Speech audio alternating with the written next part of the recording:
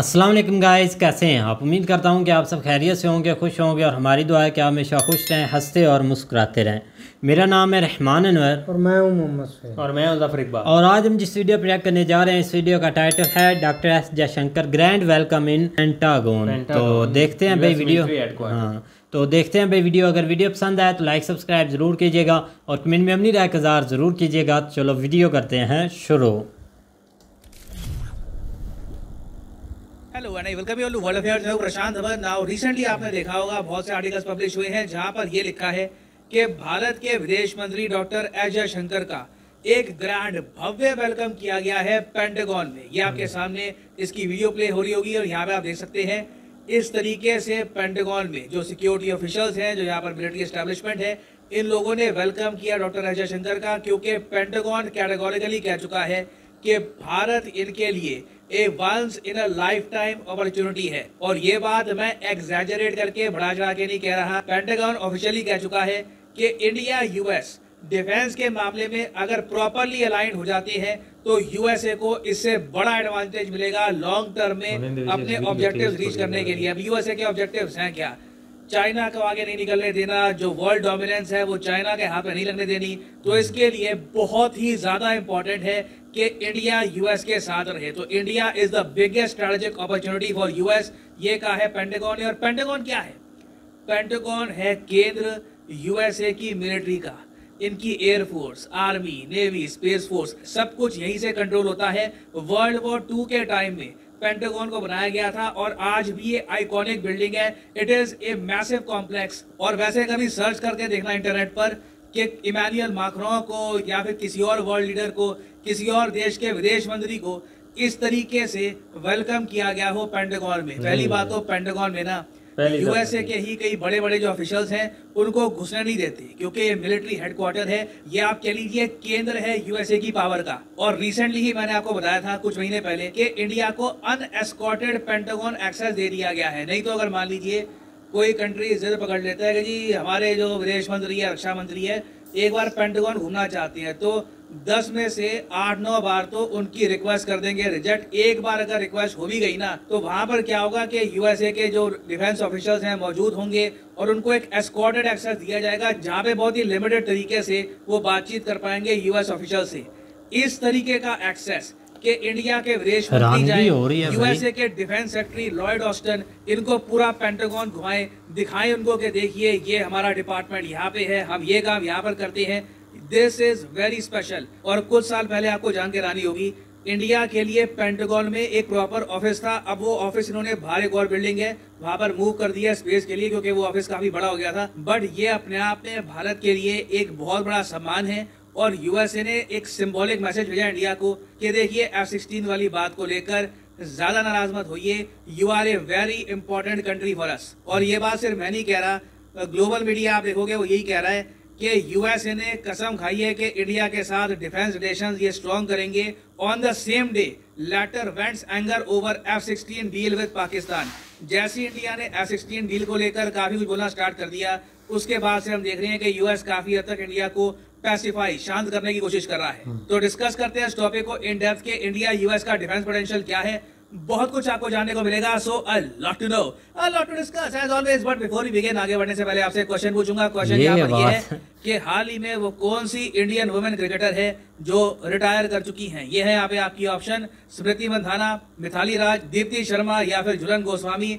ये टॉपिक बहुत हद तक न्यूज में था। अभी रिसेंटली रनआउट को लेकर कंट्रोवर्सी भी हुई है, तो आपको बताना चाहिए इसके बारे में। कमेंट सेक्शन में करिए उत्तर, सही आंसर मैं आपको दूंगा वीडियो के अंत में। ना पहली बात तो मुझे ये बात देखकर बहुत जरा हंसी आई कि भारत के विदेश मंत्री की जो यूएस की यात्रा है इसको बहुत ज्यादा क्लोजली फॉलो कर रहा है पाकिस्तान। ये लोग यहाँ पर ये भी नोट कर रहे हैं कि जब पाकिस्तान का डेलीगेशन बिलावल भुट्टो वगैरह जो बाकी इनके डिप्लोमेट्स हैं ये गए यूएसए के सेक्रेटरी ऑफ स्टेट से मिलने के लिए, इनको कॉफी और बिस्किट वगैरह खिला दिए, पानी वगैरह पूछा, मगर जब इंडियन डेलीगेशन गया तो प्रॉपर डिनर किया गया इनके साथ। तो डिनर देना अपने आप में सम्मान की बात होती है। तो बहुत सी चीजें हैं और मैं आपको ये बता दूं, ये सारी बातें बाकी देश नोटिस करते हैं इंडिया के आसपास, मगर भारत ने जो ये पेंटागन विजिट है इसको प्रॉपर तरीके से यूटिलाइज किया और इशू यहाँ पर रेज किया इंडो पैसिफिक में इंस्टेबिलिटी का।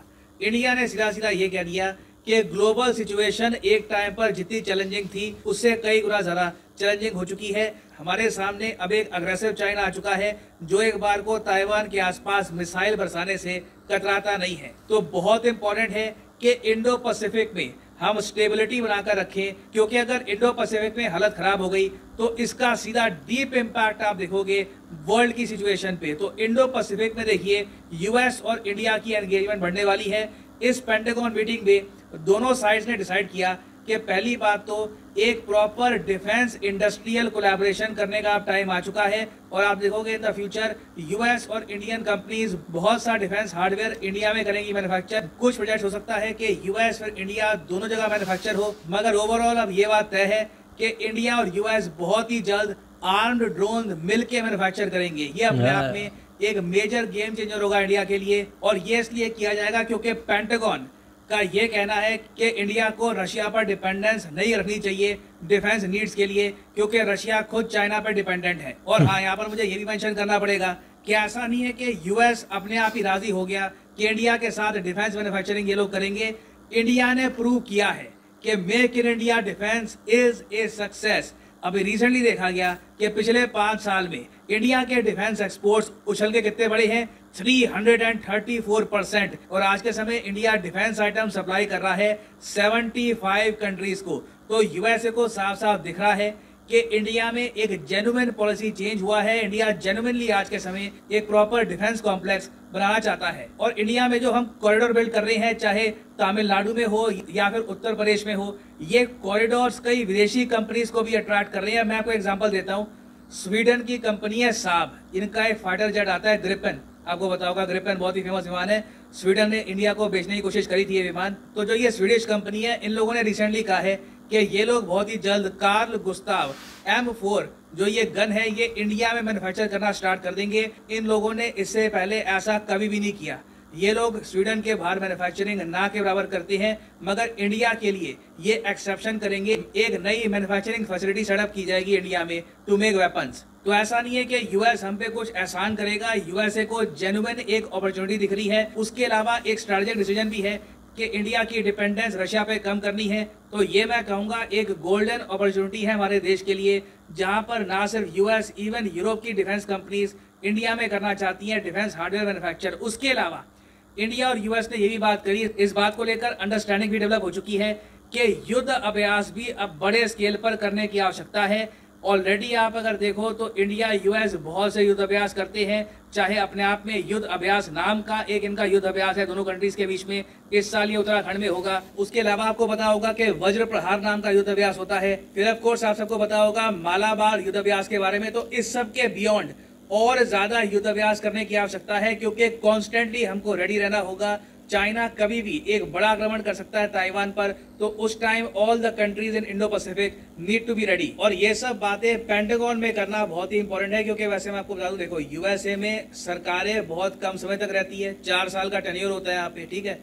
आज यहाँ पे बाइडेन है, कल कुछ पता नहीं ट्रंप वापस आ जाए, कोई और इनका बन जाए प्रेसिडेंट, यू नेवर नो। मगर पेंटागन पहले भी था, आगे भी रहेगा। कई ऑफिशियल्स हैं जो पेंटागन में बने रहते हैं, चाहे सरकार में कोई आए कोई जाए।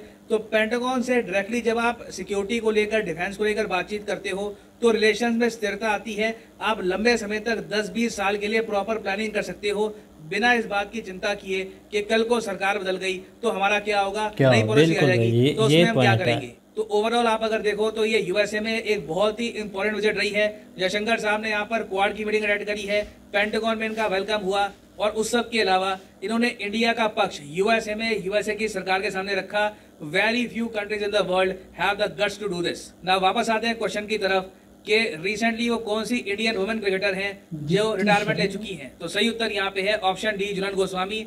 रिसेंटली इंडिया और इंग्लैंड के बीच में लॉर्ड्स के मैदान में एक क्रिकेट मैच हुआ था। क्रिकेट मैच में इंडिया जीता, मगर एक रनआउट के जरिए सिर्फ इंडिया जीता है, तो उसको लेकर कुछ कंट्रोवर्सी थी। तो याद रखिएगा, Jhulan Goswami legendary Indian cricketer She has now retired. और फाइनली यहाँ पर मैं ये भी ऐड कर दूं कि अनअकैडमी की massive month and cell start हो चुकी है। कमेंट सेक्शन में जाइए, यहाँ पे आपको मिलेंगे ये लिंक। यहाँ पे लिखा हुआ है आपको फ्लैट 20% डिस्काउंट मिलेगा। यूजुअली ये डिस्काउंट होता है 10% का, मगर आने वाले कुछ दिनों तक 30 तारीख तक ये डिस्काउंट रहेगा 20% का। तो फॉर एग्जांपल आप प्रिपेयर करना चाहते हैं यूपीएससी के लिए, क्लिक करिए यूपीएससी पर और यहाँ पे आप परचेज कर पाओगे यूपीएससी कोर्स। सिंपली यहाँ पे आपको क्लिक करना है और जो प्राइसेस यहाँ पर लिखे हैं ये कभी भी पे मत कर देना। सिंपली यहाँ पर कोड यूज करिए PD10 और प्राइसेस अपने आप यहाँ पर गिरने स्टार्ट हो जाएंगे। जो 36 महीने का कोर्स है ये आपको डिस्काउंट के बाद आपको पड़ेगा करीब 2400 रुपीज पर मंथ का, विच इज वेरी अफोर्डेबल। आप अगर बाकी जगह देखो यूपीएससी के कोर्सेज तो आपको 2-2.5 लाख के आसपास मिलेंगे, but with these online courses आप घर बैठ के ऑफिस में कहीं भी तैयारी कर सकते हैं फॉर यूपीएससी एग्जाम।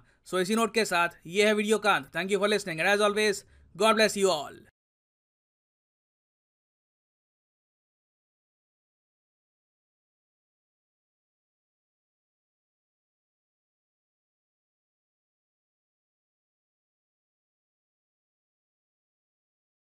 हाँ जी गाइस, तो जैसा कि आप वीडियो देख रहे थे तो सबसे पहले तो बहुत ही भाई ग्रैंड वेलकम किया गया है डॉक्टर एस जयशंकर साहब का।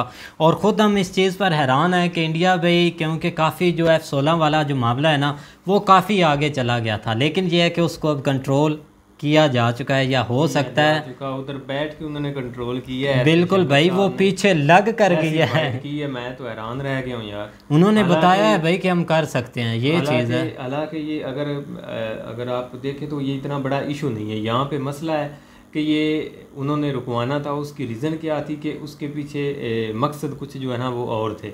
हाँ, अगर अमेरिका सीधी तरह कह देता कि भाई हम वैसे ही, जिस हालांकि अमेरिका नहीं दिए हुए, उनसे कोई फ़र्क, पहले भी कुछ फ़र्क नहीं पड़ता था, अब भी कोई फ़र्क नहीं पड़ता। लेकिन ये है कि जो उन्होंने ये स्टेटमेंट के थ्रू एक गोल, एक मतलब ना आप ये कह लें कि उलझा के मामला किया है ना, उस वजह से जो है ना वो थोड़ा इंडिया इस दफ़ा थोड़ा मजबूती के साथ उनके सामने आया। बिल्कुल भाई, उन्होंने मनवाया है। अब देखें कि भाई वो अच्छे तरीके से इस चीज़, हम तो भाई 1 महीना हो गया या कब से ये उन्होंने दी है ना डील, तब से हमने रोज़ इस पर को 15-16 वीडियो ज़रूर देखी हैं F-16 पर।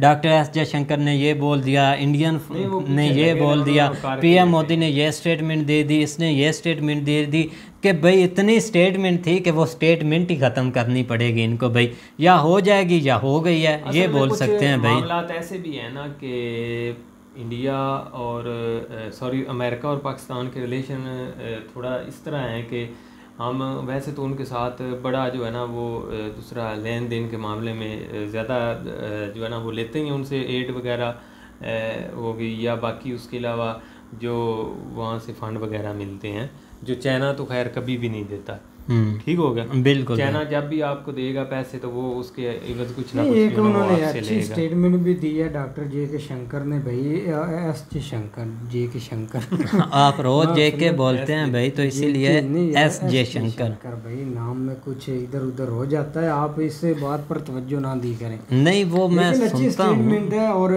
पाकिस्तान को उन्होंने एक F-16 एक पैकेज उन्होंने रेवेन्यू करना था एक, लेकिन पता नहीं क्या हुआ, अब क्या वो करेंगे नहीं करेंगे ये तो एक बात की बात है, लेकिन अभी तक ऑफिशियली उन्होंने ना तो कैंसिल किया है ना अगर एक उन्होंने पाकिस्तान को ऐसे स्टेटमेंट दिया जिससे वो पीछे हटेंगे। लेकिन इंडिया को उन्होंने हौसला ज़रूर दिया। लेकिन अब बात तो इस पर और भी पॉइंट होता है कि रशिया एक, चाहे इंडिया पर जितना भी हार्ड टाइम हो, रशिया एक उनके सामने खड़ा होता है, एक पीछे आप देख लेंगे एक भाईचारे की तरह। लेकिन अब क्या एक इंडिया USA पर ही डिपेंड हो जाएगा? डिपेंड नहीं होगा। उन्होंने भाई वो चीज़ मनवाई है जो F-16 वाली है भाई। का तो मकसद ही ये है ना कि रशिया से ये कुछ चीज़ ही ना लें, क्योंकि मैं बताता हूँ आपको, अमेरिका जो है ना वो इस वक्त बिल्कुल चाहता है कि इंडिया हमारे ऊपर डिपेंडेंट हो। ठीक होगा, हमारे जो है ना वो मामलात दोनों के जो है ना वो सही तरीके, लेकिन इंडिया की पॉलिसी जो है ना वो मुझे लगता है कि कुछ और है।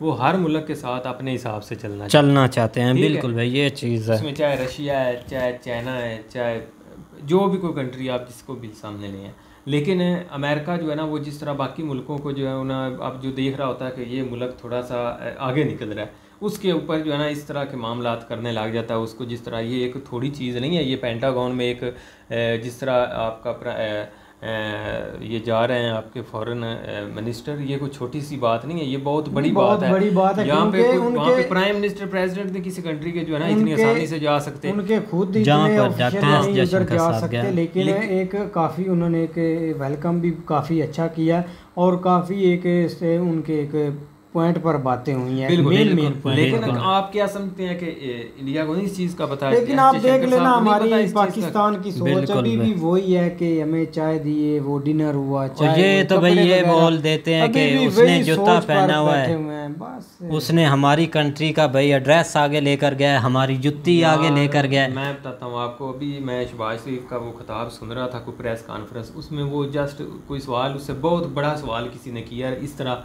ओवरऑल रिलेशन से रेलेवेंट जो है ना वो फॉरेन पॉलिसी के ऊपर, तो उसने कह दिया आपको नहीं पता चला कि पुतिन जो है वो मेरे साथ जो है ना उसने हंस के सलाम लिया है।